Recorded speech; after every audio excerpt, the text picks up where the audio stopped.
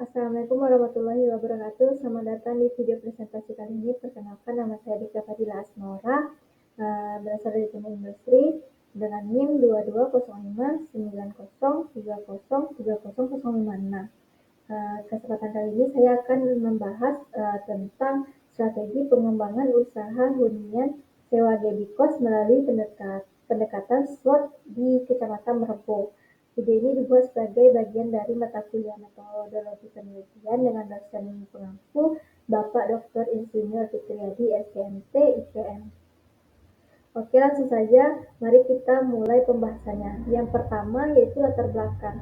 Nah, Gebikos merupakan usaha penyewaan kamar kos yang berlokasi strategi dekat dengan beberapa perguruan tinggi, salah satunya Universitas Tengku Umar. Gebikos ini sudah beroperasi dari tahun 2021.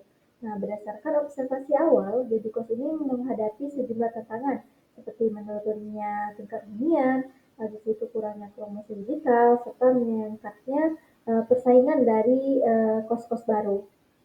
Nah, menurut Bang Putih, analisis SWOT merupakan metode yang efektif untuk mengevaluasi kondisi suatu usaha berdasarkan 4 faktor utama. Yang pertama ada strength, weakness, opportunities, dan threat.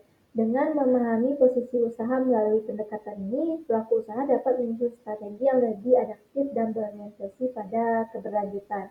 Penelitian ini menjadi penting dilakukan sebagai langkah awal untuk menyusun strategi pengembangan usaha Gebikos, khususnya dalam menghadapi beberapa tantangan. Untuk rumusan masalah sendiri, terdapat 3. Yang pertama, apa saja kekuatan dan kelemahan internal yang dimiliki oleh usaha Gebikos. Yang kedua, peluang dan ancaman apa yang dihadapi oleh usaha Gebikos dalam menjalankan bisnis kos-kosannya di Merebok.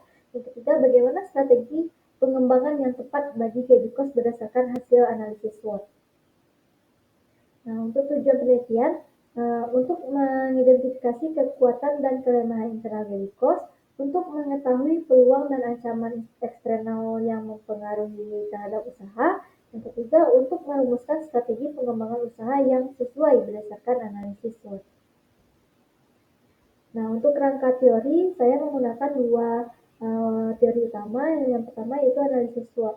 Nah, menurut Bang Putih, menjelaskan bahwa analisis SWOT ini tidak hanya sekedar mengidentifikasi 4 faktor, tetapi juga digunakan sebagai dasar untuk merumuskan strategi dengan menyusun matriks SWOT yang menghasilkan kombinasi strategi SO, WO, ST, dan WT. Selanjutnya yaitu ada teori tentang manajemen strategi. Nah, menurut Willen dan Hafner, manajemen strategi adalah serangkaian keputusan dan tindakan yang digunakan untuk merumuskan dan mengimplementasikan strategi yang akan memungkinkan suatu organisasi mencapai tujuannya. Selanjutnya itu metode penelitian. Nah, untuk lokasi penelitian sendiri terletak di ujung Tanah Darat, Kecamatan Merebok, Kabupaten Aceh Barat. Nah, dapat dilihat dari posisi Google Maps sendiri. Untuk metode pengumpulan data, saya menggunakan 4 metode. Yang pertama itu observasi langsung, yang kedua ada wawancara, yang ketiga survei kuesioner, yang keempat adalah studi dokumentasi data internal. Dan untuk metode analisis data sendiri, saya menggunakan metode analisis SWOT untuk menganalisis data yang telah dikumpulkan berdasarkan observasi, wawancara kuesioner, dan dokumen internal.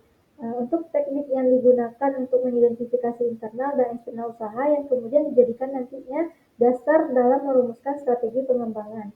Untuk langkah-langkah analisis SWOT sendiri yang digunakan ada 3 langkah. Yang pertama, identifikasi faktor internal. Yang kedua, identifikasi faktor eksternal. Yang ketiga, melakukan penyusunan matriks SWOT, yang mana strategi ini berdasarkan 4 pendekatan utama, yaitu strategi SO, strategi WO, strategi ST, dan strategi WT.